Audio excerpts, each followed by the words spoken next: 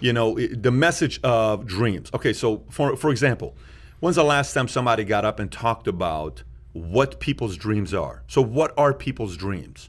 Okay, because if you go back and bring it to the individual, anytime we've had issues in our office, we had an issue one time, 12 years ago in an office of ours, and I brought everybody into the office, and we sat down. Heated conflict in this office at that time. Things were problematic, terrible. I brought the key leaders in the office. I said, guys, I want to have a meeting with you. Everybody sat in, so I said, can you tell me why you chose to start a business? This is what do you mean? Why'd you start a business? Why'd you decide to go become an entrepreneur? So, well, I started becoming an entrepreneur because I wanted to, retire my parents. I said, really? Yeah. I said, okay, what else? Well, I decided to become an entrepreneur because I wanted to make my dad proud. Okay, how about yourself? I decided to become an entrepreneur because my wife and I have been married for 12 years, and for 12 years, I've never made more than $50,000 a year at my job, and I promised my wife I was going to take her to Italy. She's from Italy. She's never been there before, and every night I go to sleep laying next to my wife. I feel bad because I wonder if she's thinking about how come my husband's not taking me to Italy, and does she compare me as a husband to other men who have delivered on their promises like her sister's husband, and I'm sick of it, and I want to make my wife proud. Wow. And you see him getting emotional. How about yourself? You know what? I watch my daughter, and I see what happened to my sister, and my sister was forced to marry a schmuck because nobody in our family had money.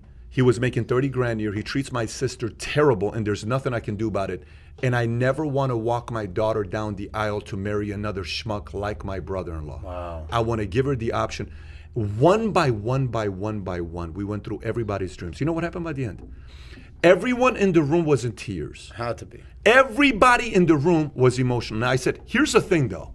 Can we say that all our dreams are different? Yes. But can we also say we all have dreams? Yes. And can we say that if we're divided, these dreams are probably not going to become a reality? Yes or no? Yes. I said, what if we come together and work together and see these dreams become a reality? And you could see faces turning. You could see people saying, you know what? Yes. Are you willing to compromise your ego with this guy that you have a problem with to do it for your daughter? Of course. Then compromise your ego. Are you willing to compromise the fact that you think you're always right? Are you willing to set that part aside and working together for your wife that goes to bed at night wondering why my husband hasn't taken me to Italy? I'm willing to do it. Are you willing to do it? Yes. I said, then let's come together. We came together. Fast forward the stories of a lot of these guys that were in the room. One of the guys' dreams, his mother had breast cancer. His name is George Palau. When I met him, he was 18 years old. His dream was, when his mother got breast cancer, when he called me, the guy was in tears, emotional. He lived in Palmdale at the time.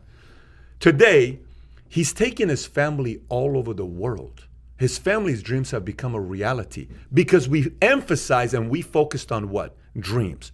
You got a Matt and Sheena Sapalo when I met these guys, and we focused on the dreams. You see what's happening with their lives, what they're doing with their families. I think we have gotten away from dreams, and we're spending way too much time with nightmares.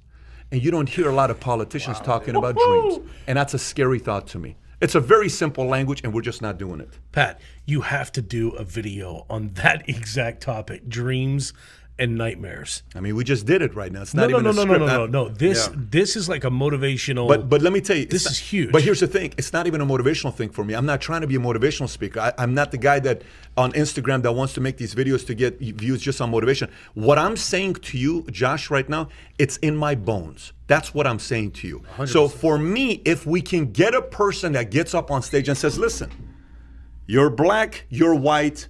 You're Asian, you're Middle Eastern, you're 20, 30, 40, 50, Democrat, Republican, Independent. Let me tell you what 10 things we don't have in common. Let's go through them.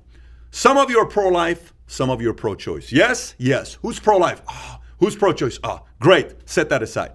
Some of you guys want us to put more money in the military. Some of you guys don't. Is that fair? Yes. Okay, great. Some of you guys want to have more health insurance. Some of you guys are saying it's costing too much money. Yes, yes. Some of you guys are for Planned Parenthood. Some of you guys are not for Planned. Is that fair? Some of you guys are for this. Some of you guys are for more cops. Some of you guys aren't. Is that fair? Yes. Now let me give you a list of 100 different things. You ready? How many of you guys here want to see your kids' dreams become a reality? Make some noise. Okay, great. How many guys would like to see your craziest fantasy of the place you want to go travel to when they become reality? How many guys? Yes.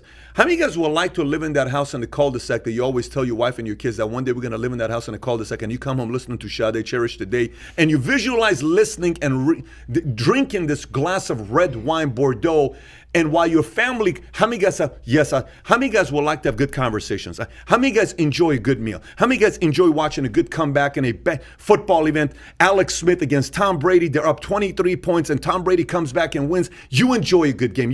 How many guys? You want me to continue? Do you realize I have a list of 1,000 things we all have in common? Why the hell are we so caught up on 9 things that are dividing America? Why are we doing that? What is this all about? So to me, if somebody who is born here, who can go become a president one day, gets behind this message that's in their heart, that's not an act, because you got to believe this. If you get behind a message like this and you win, I think 1,000 years from now, we're going to be talking about you.